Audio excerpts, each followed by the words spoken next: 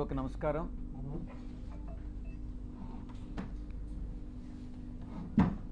మొట్టమొదటిగా 2024 ఎన్నికలను చర్చించుకుందాం. ఒక పరిణామ క్రమంలో ఒక సిస్టమేటిక్గా ఎలా కుట్రలు జరుగుతున్నాయి అన్నటువంటి విషయాన్ని ఆకలింపు చేసుకోవాలి. 24 ఎన్నికల్లో వైఎస్ఆర్ కాంగ్రెస్ పార్టీ ఓటమి పాలైనటువంటి విషయం మీ అందరికీ కూడా తెలిసినటువంటి విషయం.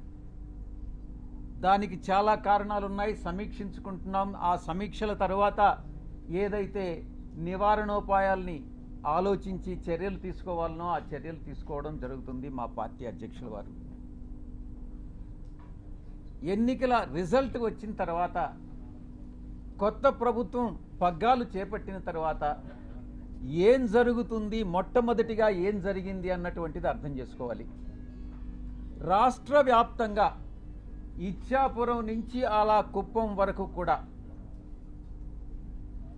175 స్థానాల్లో 11 స్థానాలు మేము సంపాదించుకున్నప్పటికీ, ఓటమి పాలైనప్పటికీ ప్రజల తీర్పుకి కట్టుబడి మేము అధికారాన్ని దిగిపోయాం. వచ్చినటువంటి కొత్త ప్రభుత్వం ఆ యొక్క పార్టీ యొక్క గుండాలు కానీ, రౌడీ ఎలిమెంట్స్ కానీ, ఆ పార్టీ యొక్క కార్యకర్తలు కానీ ఎలా దౌర్జన్యాలు చేస్తూ ప్రతి ఒక్కరిని, వైఎస్ఆర్ కాంగ్రెస్ పార్టీకి సపోర్ట్ చేసినటువంటి ప్రతి ఒక్కరిని ఇబ్బందులకు గురి చేస్తూ, తీవ్రంగా కొడుతూ, కుటుంబాలను నాశనం చేస్తూ, రేపులు చేస్తూ, ఈ రకమైనటువంటి అకృత్యాలకి చట్టం అనే దాన్ని పరిగణలోకి తీసుకోకుండా పోలీసులు ఏం చేస్తారులే, మాకు అధికార పార్టీ యొక్క సపోర్ట్ ఉంది అన్నటువంటి ఒకే ఒక కారణంతో ఆ అకృత్యాలకన్నిటికీ పాల్పడడం జరిగింది. కొన్ని కుటుంబాలు కాసేపు నిశ్శబ్దంగా ఉండండి, ఎవరైతే ఇష్టం లేదో ప్రెస్ కాన్ఫరెన్స్లో వాళ్ళు వెళ్ళిపోవచ్చు. ఇలా కొన్ని ఊర్లలో ఉన్నటువంటి కుటుంబాలు ఊర్లు వేరే ప్రాంతాలకు తరలి వెళ్ళినటువంటి మనం పరిస్థితులు చూసాం. ఇంతటి దారుణమా ఇదా మీరిచ్చేటటువంటి ప్రజాస్వామ్యబద్ధమైనటువంటి పరిపాలన అని నేను ప్రశ్నిస్తా ఉన్నా.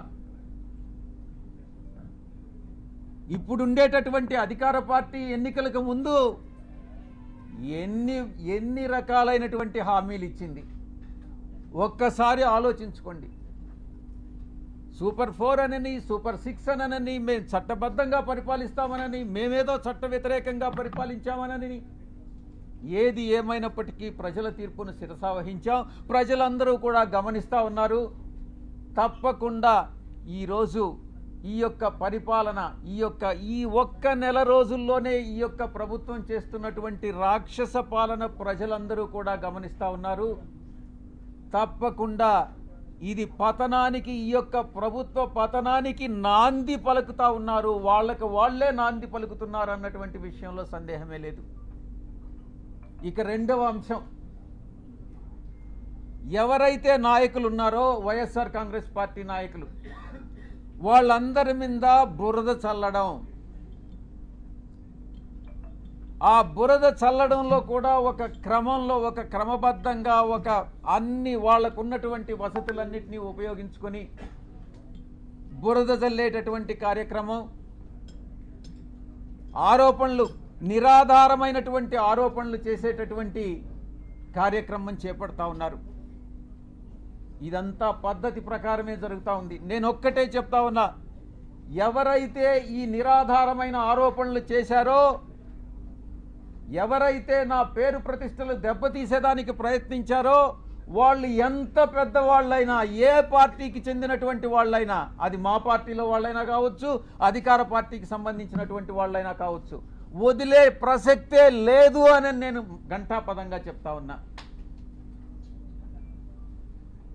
ఇక ఎవరైతే ఈరోజు ఇంకొక విషయం కూడా చెప్పాలి మీకు.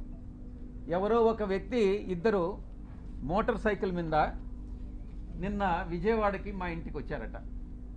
ఆ ఫోటో కూడా వీడియోలో రికార్డ్ అయింది. వీడెవరో తెలుగుదేశం పార్టీకి చెందినటువంటి ఒక లేడీ, ఒక పురుషుడు.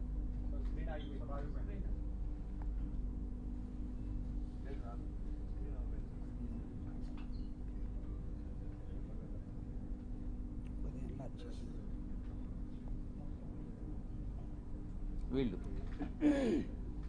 నేను ఒక్కటే చెప్తా ఉన్నా, వీడెవడో నాకు తెలీదు. వాడు ధైర్యంగా వచ్చి విజయసాయిరెడ్డి వాడు ఉండాడా ఇక్కడ, పారిపోయాడా అని అన్నాడంట. ఎక్కడికి పారిపోయాడు అని అన్నాడంట. వాడెవడో నాకు తెలీదు.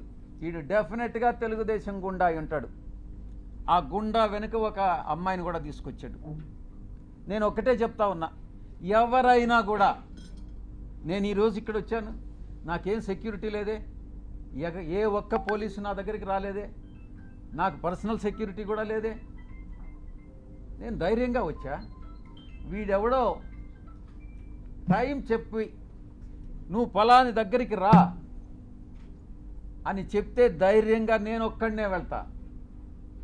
ఈ రకంగా ఏదో వచ్చి నేను భయపెట్టేస్తాను, నేను కొట్టేస్తాను, చంపేస్తాను అని ఈ రకంగా భయపెడితే తాటాకు చప్పుళ్ళకు భయపడేటటువంటి వాడిని కాదు అని నేను చెప్తా ఉన్నా.